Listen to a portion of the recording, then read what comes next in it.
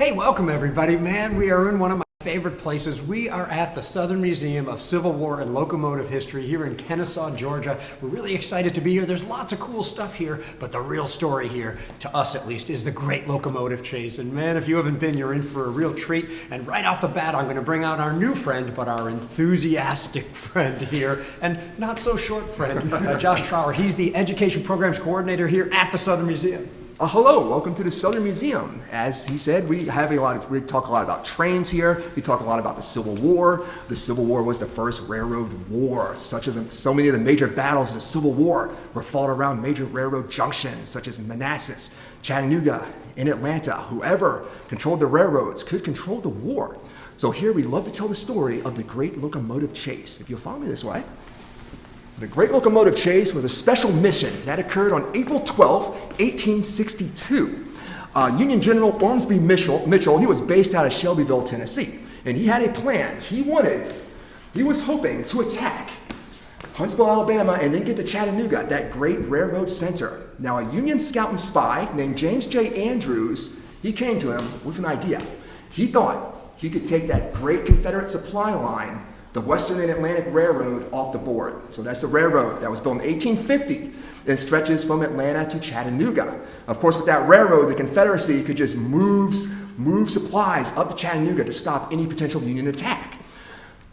Andrews, he wanted to sneak here with several Union volunteers, make their way down the railroad, hijack a train, then head north, and hopefully do as much damage to the track and burn bridges on their way north so the Confederacy could not use it to reinforce against Mitchell's attack. So Josh, it's really cool to be in here, and I just love to see we have all the raiders behind us. We have 24 raiders that'll come down here. Yeah. They're volunteers, or voluntold as I like to call them, from the 2nd, 21st, and 33rd Ohio units. We're at Chickamauga on this trip, so check out some of the pictures from the 2nd Ohio Monument. It's one of the coolest monuments on the battlefield. It's actually an upside-down acorn, or as they say on Duck Dynasty, acorn. Then we have the 21st Ohio, which actually attacks Snodgrass Hill and is almost captured in mass. They're carrying Colt repeating rifles, and those are actually given out to all the color companies of the Confederates who capture them as prizes of war, even though the Confederates can't make the right ammunition for them. But here in outside of Atlanta, and we're going to show you a map here inside the museum and on this video, we have the Great Locomotive Chase. So the idea is to cut this Western Atlantic Railroad, not in 1864 during the Atlantic Campaign, but 1862. Yes. And there's 4 railroads running in and out of Atlanta at this point? Yes, you have those 4 railroads, and if the Union definitely wants to sever them to hopefully make the whole lower South open in the war.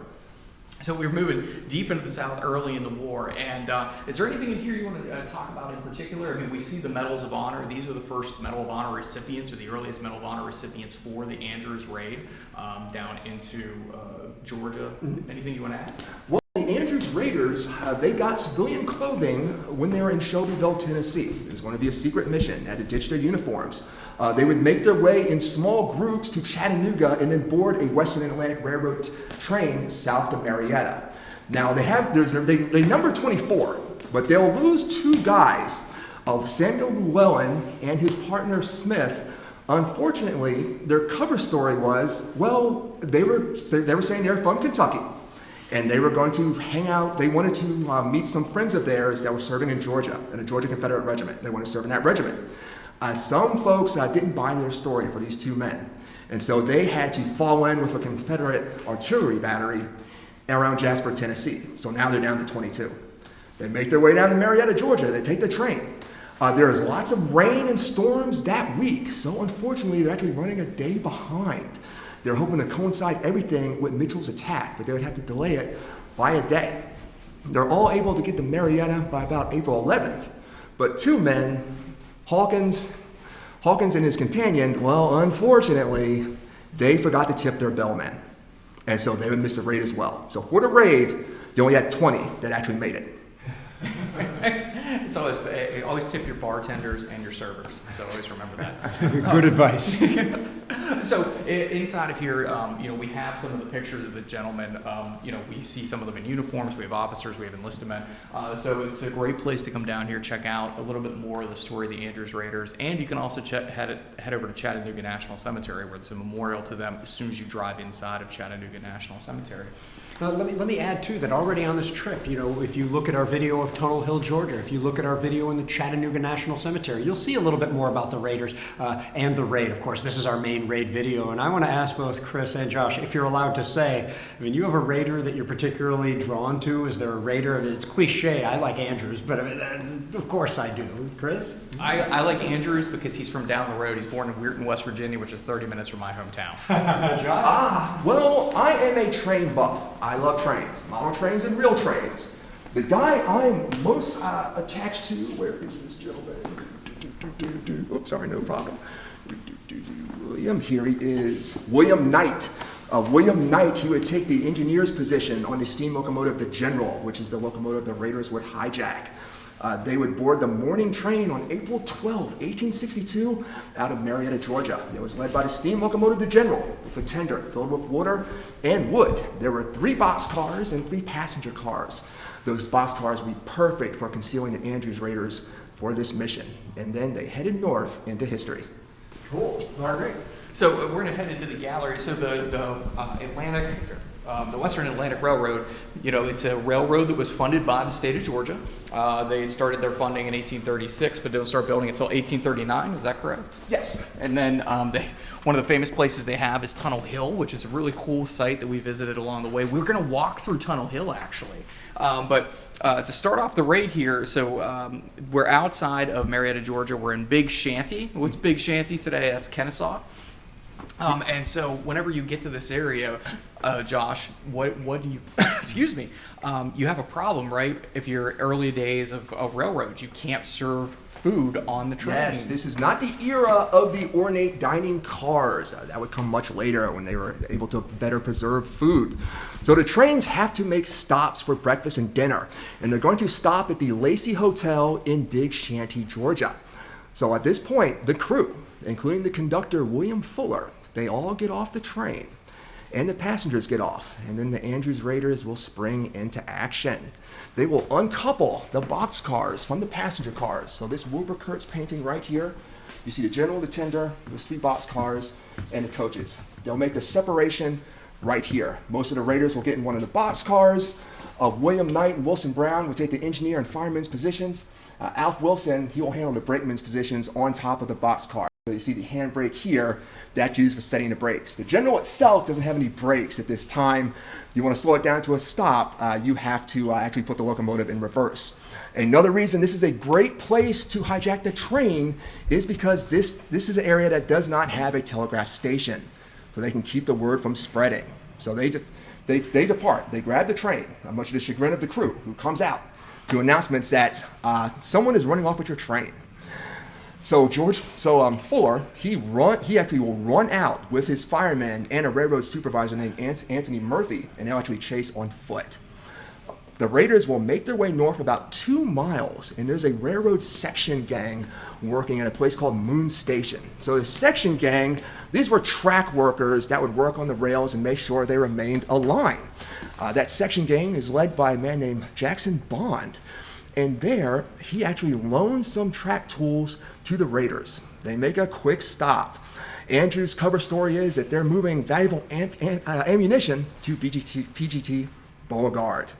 He buys a story. Bond buys a story, but he's a little confused. He doesn't know anybody in the Capitol locomotive. The train's running a little early, and he's definitely wondering why there are no passenger cars on the train. Train heads down up the track a little more. Knight checks the locomotive. It looks good. Checks the water supply. Okay, they're fine. They're ready. Some of the Raiders are a little bored. They're trying to take some cross ties and put it on the track, maybe creating an obstruction. So Fuller and his railroaders, they will end up getting to Moon Station, and they will borrow a push cart from the section gang that's working there. So not like the hand cars with the pump action that you might have seen in some Looney Tunes cartoons. This is actually more like a Venice gondola. So there's a cart, there's a pole, and they're pushing their way down the track to chase the Andrews Raiders. And also, the Andrews Raiders at Moon Station, Sergeant Scott has climbed up the telegraph pole and snipped the line, hopefully to keep the alarm from spreading. This is really an impressive plan, by the way. And this thing, well, we don't want to spoil the end. We don't want to say what happens here. I'm sure you don't know, but really an impressive plan and well thought out and pretty well executed by a lot of the raiders. And I just love this idea of these guys chasing on foot and then by this. It's a great story. Kris, I want to bring you just here for a second to show the map. So William Fuller is on the train. He's the Confederate conductor, essentially. He has to get his train back, or he wants his train back. This is now, I think, a pride thing, if you ask me. Josh might agree or not disagree, but he wants to get his train back. Starts off on foot, starts on that push car. But you can see here's Atlanta down here at the bottom part of the map. The Western and Atlantic Railroad runs, and it's not a straight line railroad. You can see it has to zigzag. There's a lot of places you have to go up and over. Here's Yonah. Yonah means bear. Allatoona is over in this area, across the Etowah, up to Kingston, up to Adairsville, up to Resaca, Tilton, Dalton, Tunnel Hill, Ringgold, all places, or many places we've gone to already on our swing here. But this is a 138-mile railroad running between Atlanta and Chattanooga, Tennessee. Both not the cities you think of today. Both very much growing cities. So we've made it up the road, railroad a little ways, Josh. Yep. So we have gone past Moon Station, and our next stop will actually be Etowah. So that is in industrial territory just north of Ackworth. They passed the Cooper Iron Works branch line. That's right here, where there's a steam locomotive called the Yonah. There are the Andrews Raiders with the 3 boxcars heading north. Now, William Knight in the cabin of the locomotive, he turns to Andrews and says, we should destroy that. Destroy that locomotive, and he thinks that they should burn the bridge over the Etowah River too. Andrews says, no, we're good. We're staying on the schedule so not to attract attention. Plus, he didn't want to risk a potential shootout with the men gathered on the platform. Now, the train's conductor, William Fuller, he makes his way here, and he gets off that hand cart and then commandeers the Yonah. So then they back the Yonah out, and they chase after them. So now the Great Locomotive Chase is on.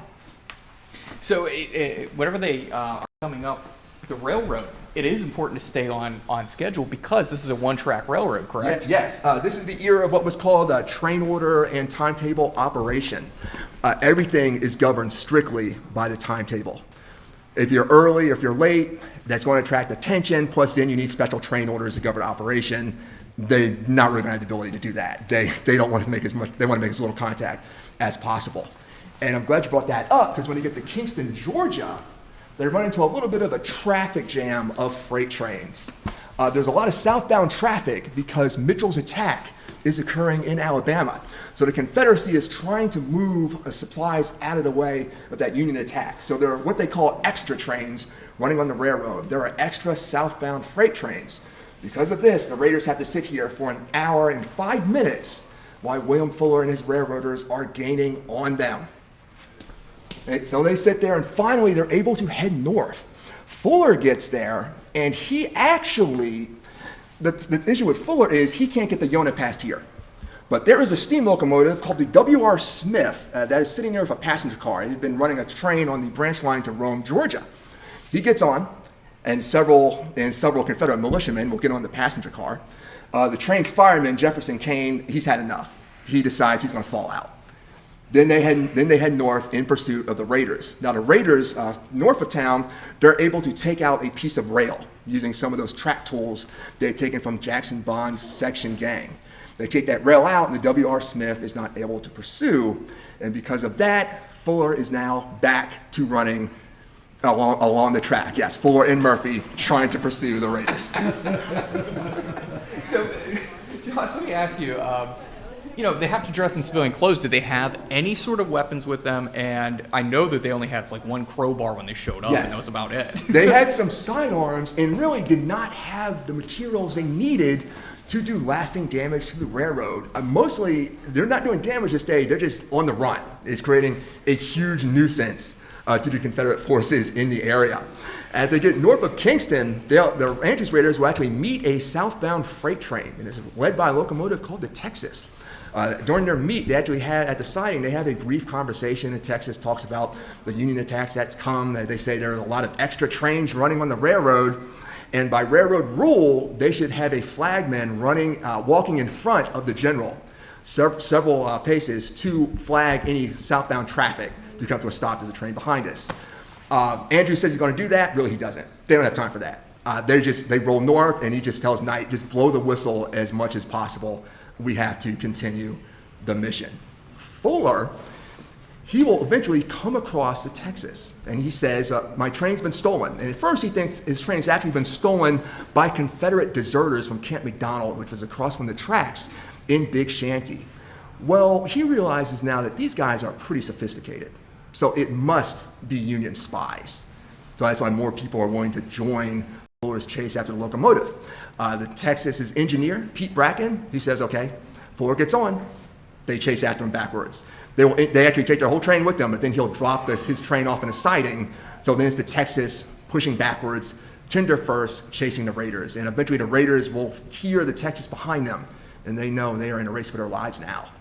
So what are the speeds are we looking at? Because you see some of the train coming from Atlanta up to Chattanooga. I mean, those are some impressive, basically small mountains going up in that way. What speeds are we looking at? Typical operational speeds in the Civil War was about 15 to 20 miles an hour. I mean, this was the light iron rail at the time, not the heavy steel rail of today that can support those big freight trains.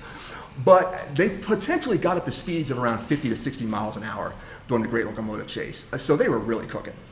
So, in theory, they could get a train up to 88 miles an hour, if you get the fire hot enough. Well, I mean, you need a flux capacitor, though. Oh, yeah. You also need these special fire bricks. Indeed. So, if you're a Back to the Future 3 fan, there you go. Yes, I understand that reference. Here's a picture of the Texas pushing backwards, and you can see they picked up 2 boxcars. That's because the Raiders tried to uncouple their boxcars and hopefully put an obstruction in front of the pursuing Texas. Texas just couples up to them and will drop them off in a siding. They make their way north through Tunnel Hill, and there's the painting right there. You see the Texas pushing backwards. They've now dropped those boxcars in the siding, chasing after them. The general is running out of steam. They're running out of water and running out of wood, and so they go through the tunnel, make it to near Ringgold, Georgia, and finally the Raiders have to abandon the locomotive and scatter. Word is finally spread about the hijacking of the train because the Texas was able to pick up a telegraph operator named Henderson who was working at the Dalton Telegraph Station, at the train station.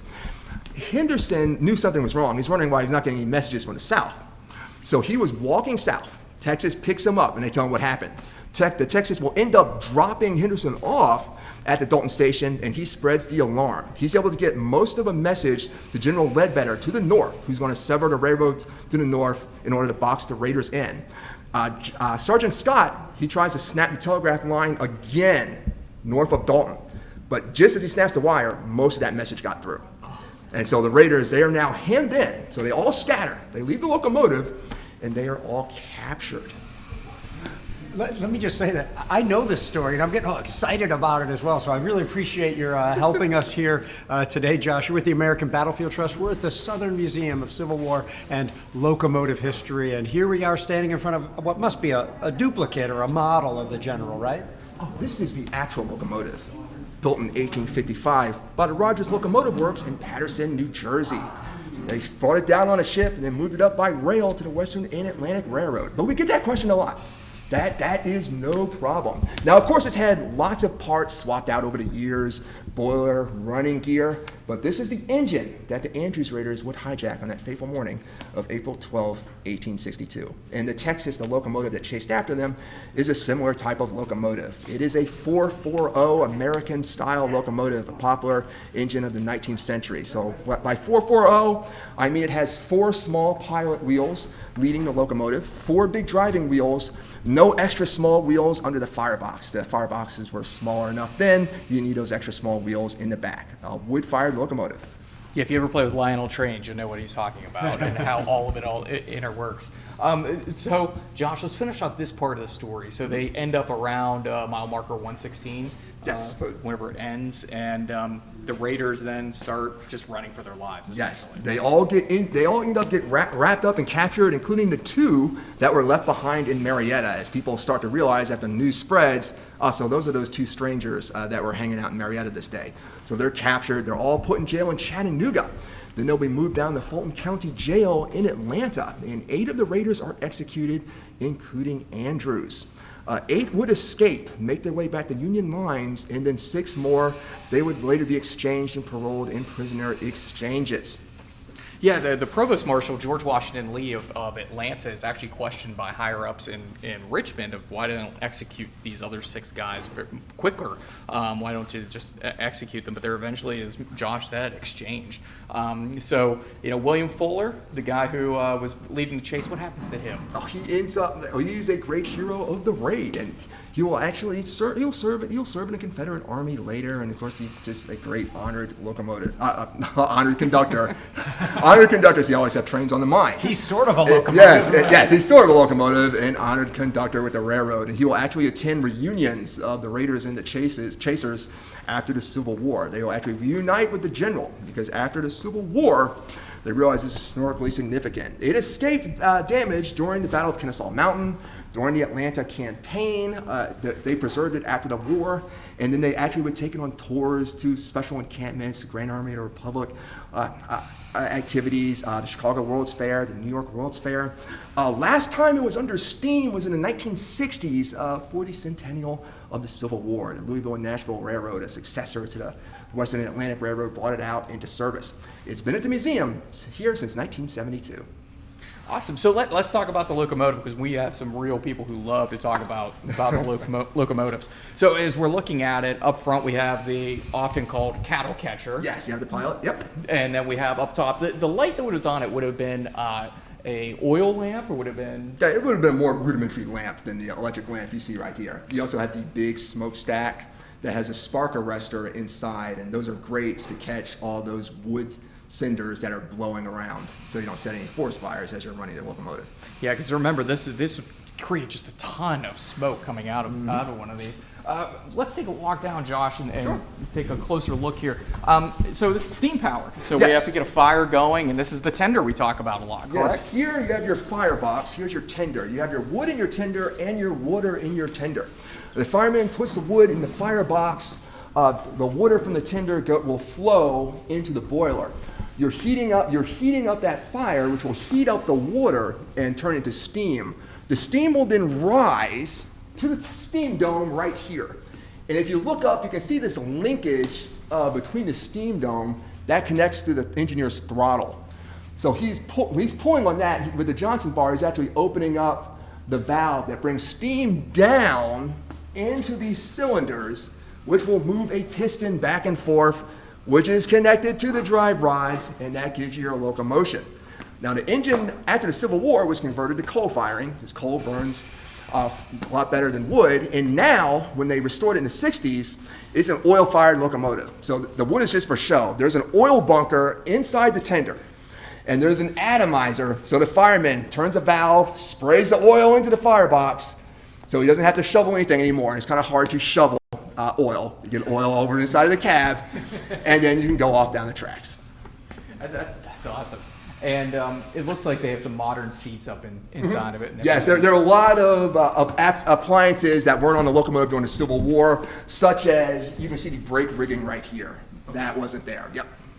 Yeah, so this is really cool. Something that's cool on the other side. Let's turn around first. I want to show the Great Locomotive Chase here, because I think a lot of people as kids will know Buster Keaton as well as Fess Parker doing the Great Locomotive Chase. And this is an actual coat from? Yes, that's from the 1956 movie, The Great Locomotive Chase, worn by Fess Parker. So the locomotive is a bit of a pop cultural icon. So it was represented, the actual locomotive wasn't in the movies, but it was represented in the movies Great Locomotive Chase and The General. And it's also been represented in models over the years. In the late 1950s, Lionel made their model of The General, which they have remade since then. And of course, we have it in French over here, so you can go see the Les Frères Prusson. And we also have up here Fess Parker. He's not just Davy Crockett. So let's head down this way. and you're with the American Battlefield Trust. We want to really thank you for watching this video. If you haven't checked out our Tunnel Hill video, you can see the actual Tunnel Hill, even though we've walked through the shortest tunnel hill on Earth just now to get through here. But you can see over here, and Josh, I want to point out, I think these are absolutely cool. Can you point out exactly what these are for our audience? These are milepost markers, and you'll see them along the railroad then and today. The C is representing your distance from Chattanooga, so 103 miles. So that they would have passed these flying by on the Great Locomotive Chase. And on the other side, you have the A for Atlanta, so that you know if you're heading towards Atlanta or heading towards Chattanooga. 35 miles to Atlanta, yes. Yeah, this is awesome. Garry? Yeah, I have a clarification here, and then I have one last question as well, because I think during this we're probably showing you what B-roll we can to show you a little bit more inside and around and above the actual locomotive here, which is really cool. But I mean, when was the Medal of Honor authorized, and how long after that were these first ones awarded? Am I wrong that these aren't only awarded, but they're the very first ones ever awarded in American history? Is that right? Yeah.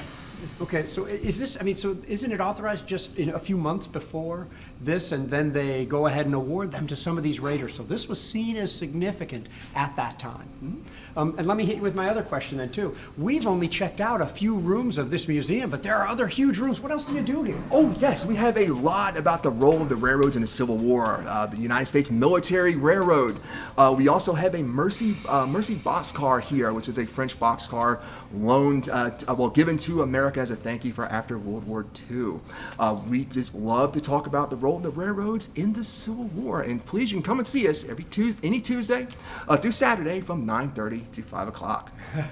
Well done. I just can't stress enough, man. We run into a lot of people along our travels, but I think you are the most enthusiastic one that we've run into. Thank you, Josh, thank you. It's been great to make a new good acquaintance and friend. I hope we can help the museum. I hope you'll check out the Southern Museum of Civil War and Locomotive History. Kris White, anything else to add? This is an awesome place. If you ever get a chance, come down, check it out. And we do offer our field trip fund for you teachers, and this is one place that qualifies to get kids down to engage with their history. Good.